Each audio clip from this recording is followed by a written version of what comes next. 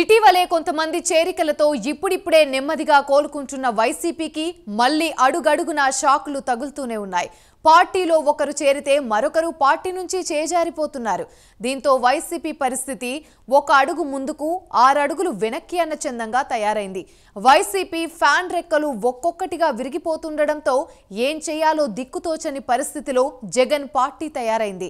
మాజీ speaker Tammineni family నుంచి ఒకరు వైసీపీకి గుడ్ బై చెప్పి జనసేన బాటలో నడవబోతున్నారు అనే వార్త సిక్కోలు జిల్లాలో హాట్ టాపిక్ గా మారింది.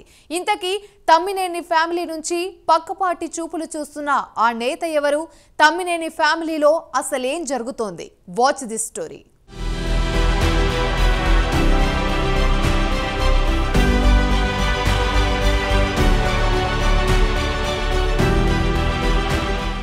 వైసీపీ సీనియర్ నాయకుడు మాజీ స్పీకర్ తమ్మినేని సీతారాం ఇంట్లో పొలిటికల్ కుంపటి రాజుకుంటోంది. తమ్మినేని కుటుంబంలోంచి ఒకరు జనసేనలో చేరబోతున్నారనే వార్త సిక్కోలు జిల్లా రాజకీయాల్లో బిగ్ హాట్ టాపిక్ గా మారింది. కుమారుడు, భార్య తమ్మినేనిపై ఒత్తిడి పెంచుతున్నారని, వైసీపీలో ఉండడం అంత శ్రేయస్కరం కాదని చెబుతున్నట్లు సమాచారం. తమ్మినేని కుటుంబం అంతా వైసీపీలో ఉన్నారు. తమ్మినేని సీతారాం సతీమణి, కుమారుడు చిరంజీవి వరకు అందరూ వైసీపీలో యాక్టివ్గానే ఉన్నారు. అయితే ఈ ఏడాది జరిగిన అసెంబ్లీ ఎన్నికల్లో తాను తప్పుకుని తన కుమారుడిని రంగంలోకి దింపాలని తమ్మినేని భావించారు. కానీ అందుకు జగన్ అవకాశం ఇవ్వలేదు.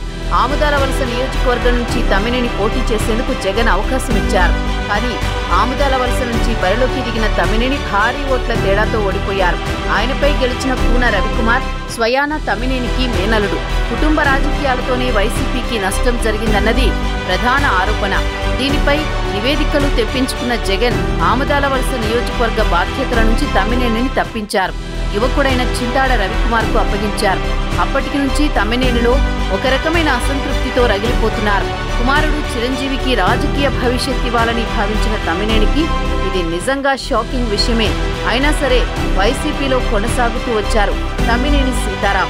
అయితే వచ్చే ఎన్నికలు ఎప్పుడు జరిగినా తన కుమారుడికి అవకాశం ఇప్పించే దిశగా సీతారాం అడుగులు వేస్తున్నారు.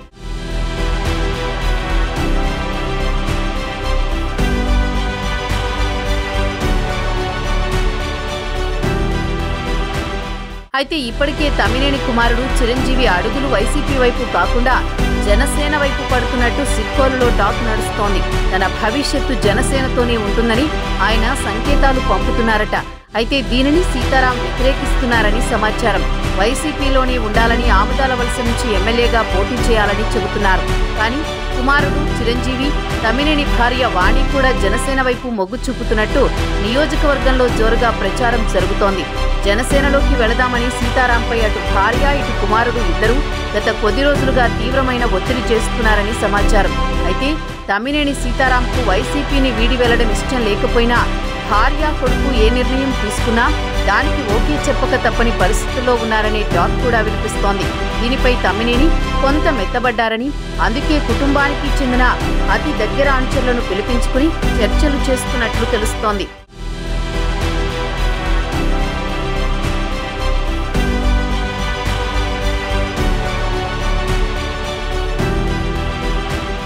ఉమ్మడి రాష్ట్రంలోనే సీనియర్ నాయకుడు తమ్మినేని సీతారాం టీడీపీ ఆవిర్భావ నేతల్లో ఈయన ఒకరు.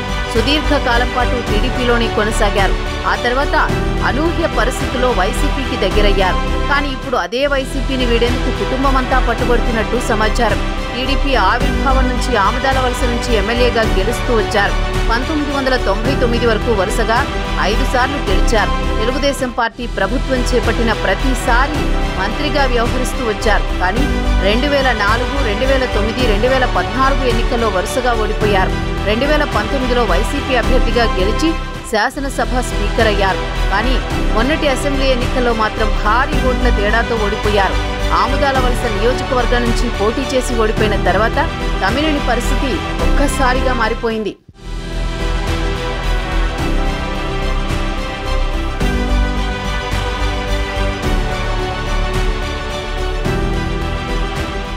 తమ్మినేని కుటుంబంలో మొదలైన రాజకీయ కుంపటి జ్వాలలు మరికొద్ది రోజుల్లోనే చల్లారుతాయనే టాక్ నడుస్తోంది.